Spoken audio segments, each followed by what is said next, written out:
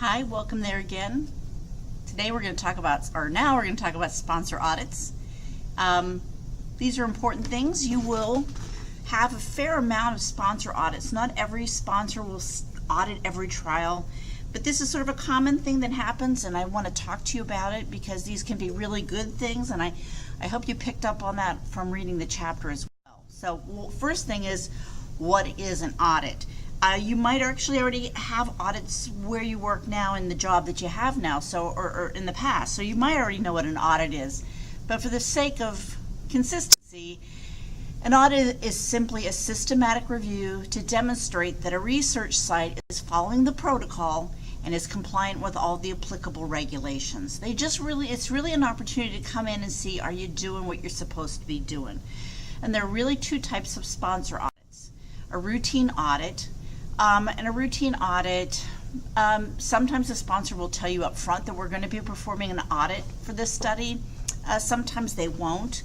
Every sponsor has their own internal auditors and sort of a system by which they do it. So routine is the most common, and this is just going about and making sure that the sites are compliant and doing a good job.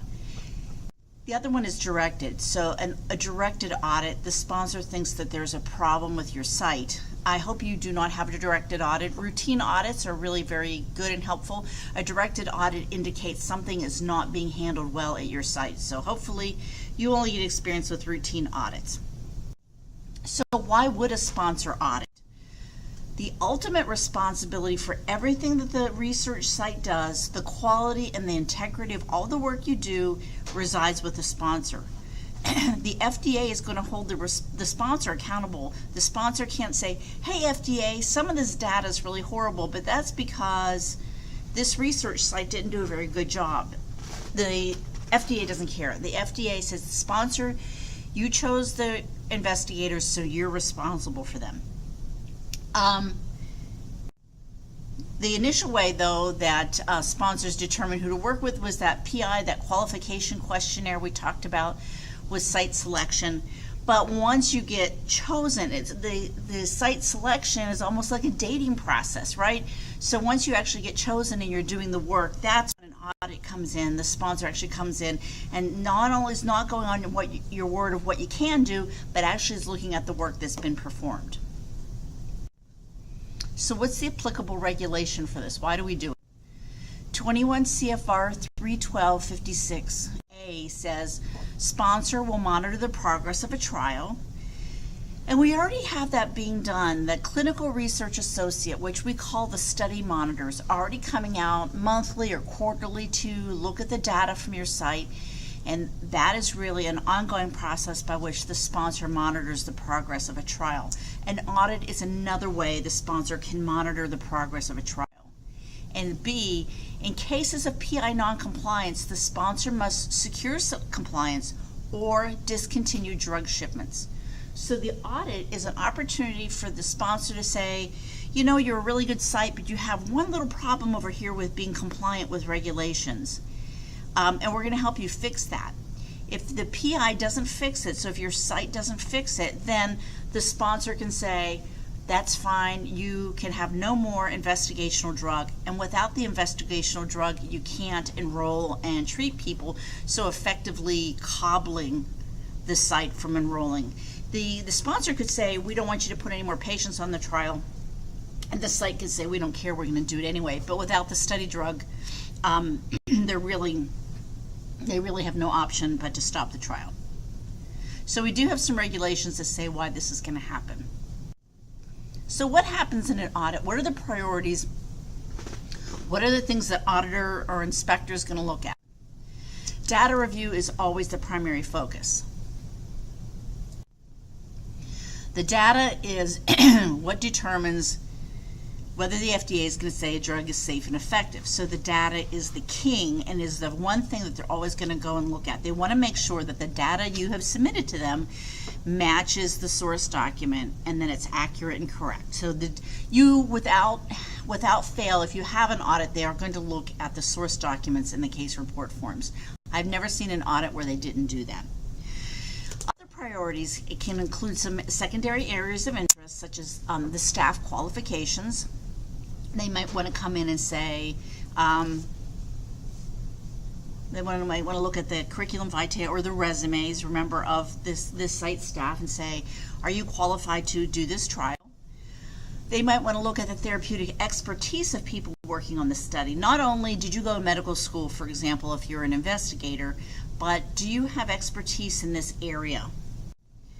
They also want to know if you have any kind of internal quality control system.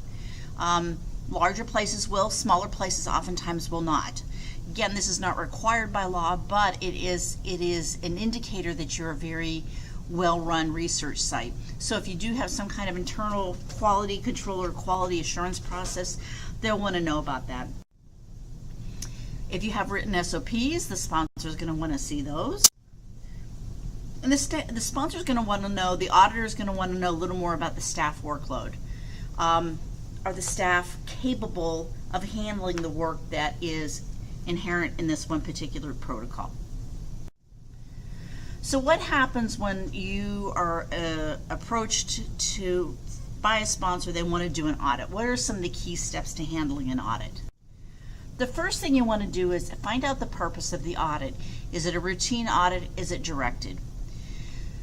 You should already know if you're in trouble, this is going to be a directed audit, but you should ask, what is your focus of this audit? 9 times out of 10, it is going to be the data and just looking to see if you are prepared for an FDA inspection. Request an agenda for the visit. So the auditor says, I want to come the first week of April. And you say, that's great. Ask them what they want to do while they come to visit you. Don't just let them in wandering around willy-nilly, because you want to prepare for this so that they get a lot of information and it's a really productive audit. Before they come, you want to sit down with all of your source documents and case report forms and identify oversights, areas, and accuracies that occurred along the way, and make sure you have corresponding note to files. When I talked about note to files, I mentioned that they should be done in real time. This will save you so much headaches when you are preparing for an audit, because if you're doing it in real time, you shouldn't have a big pile of things that you need to write a note to file about. But you want to go through again one more time and make sure you've addressed everything, because there are going to be errors and inaccuracies that occur in a study, but it's how you handle it. So don't feel bad if you have an error or a little problem that requires a note to file. That's sort of an expected thing, but you want to have all of those addressed before the auditor gets there. Be prepared to discuss and demonstrate the accurate and safe conduct of the trial. So this is your opportunity to really sort of shine. You're going to be able to discuss with the auditor how the trial is performed, key procedures, things like that, and how patients are maintained in a safe manner during the trial. So the auditor is going to have questions for you, not only about your trial, but how the trial is conducted at your research site. A good kind of question that auditors often ask, if there's a clinic where the patients are getting the medication, the auditor might ask, where's the closest physician in case of an emergency? Is the physician on this floor? Is the physician in a different building? So they're going to want to know some basic things about how your site works. So be prepared to talk about that. And then once it's over, you're going to ask for a summary of observations. There will be observations, and that's not a bad thing. This auditor has probably been to untold numbers of other sites, and the auditor probably has some really good ideas for you. If there are weaknesses, the auditor can be a wonderful reference to sort of figure out how to make things better. So you're going to ask for the summary of observations from the audit. You want to do this because this will be sort of the platform for you to make some corrective actions and to make things better. Above all else, whatever you do, don't panic. An audit sounds really scary, and I think a lot of people think of audits like in reference to like the IRS. No one ever wants an IRS audit, right? So the audit automatically has sort of a negative connotation. I don't want you to think about it that way. Don't panic. You're going to have auditors come in, and it's all good. And you're a really good research coordinator, so you have nothing to worry about. So don't let this freak you out. Be calm and cool and collected about this. So what are some common findings from auditors when they visit sites? They can find all sorts of interesting stuff, but some common findings include clinical research coordinators without uniform practices, especially when it comes to case report form completions. The SOPs help you here. So you're a research coordinator, you do it one way, and there's another research coordinator, they do it a totally different way. That is not necessarily illegal or wrong, but without SOPs and standard practices, it's easy for a lot of inconsistencies to develop in a practice. So a lot of times they'll say, if you don't have SOPs, they'll say you're all are doing things a little differently. And this is just a really good observation. And when that's shared with you, that's just your opportunity to say, well, we can do something about that. Now, if they say to you, clinical research coordinators are completing the case report forms differently, the case report form instructions come from the sponsor. Sometimes auditors will not only have a list of observations about you, they will also have a list of observations about the sponsor. And they will be able to say, sponsor, you're making it really hard for the research coordinator on this study to do a good job because you haven't given them clear instructions. So it goes both ways. Another thing, no established schedule to assure follow-up for the patients. So the protocol is going to say the patients come in on this day and that day and the next day, and they get a physical exam or blood work done or a CT scan. A lot of sites have difficulty maintaining patients on that schedule that's required by the protocol. So this is a common finding. Discrepancy in the consent process. So it might be not that you're all doing it a little bit differently, but there might be errors in the consent process. Something as simple as a wrong date. I'll give you an example. I don't think I gave you this example elsewhere in this class. If I did, I'm going to tell you twice. Patient came in, signed the consent form, put the date on the form, and it was a very long consent form. It was at least 10 pages long, and he had a date every page, and he dated it the correct day and month, but the wrong year. It was his birthday, and he put his birth date down. So it looked like he was just totally out of the loop when it came to orientation to time. He knew what year it was, but he was thinking about his birthday, and so he wrote down that year. So it looks like he signed it, 59 years in the past. Obviously, that's not the case. But those kinds of things, if you don't notice that, and an auditor notices that, because they're going to look at the consent process very thoroughly, they're going to ask you, why did you not notice that, right? So that was like a human error that occurred. I wrote a note to file about it, so it wasn't a problem, but those kinds of things can get past you, and they're going to look very closely at the consent process. Sometimes they also will say the PI is not clearly demonstrated to be involved with the day-to-day running of the trial. And so part of your documentation of that is going to be documenting all the times that you spoke to the PI, keeping all your email correspondence and things like that. So these are sort of very large, broad, common findings. They might find very different things in your place. So what are the possible outcomes? You handled it, you have SOPs, they looked at everything, you asked them for their observation of findings. Now what are the possible outcomes? And these are sort of obvious. The first one, they'll say, site is in compliance. You are amazing. They love your site. You know your job really well, and there's nothing to worry about here. This is really obviously the best outcome. The other one, they'll say compliance can be neither confirmed nor denied.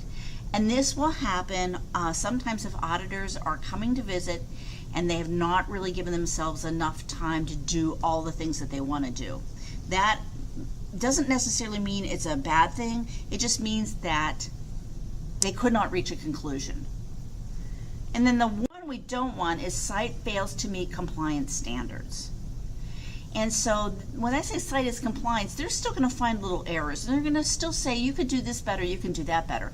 But the site fails to meet compliance standards means you consistently over and over again at your site are not compliant with regulations. It's not just a one-off, or it's not just a single failure, but it's a repetitive pattern of non-compliance. So that's obviously the worst outcome that you could have, right? No one wants that. So some key points about sponsor audits.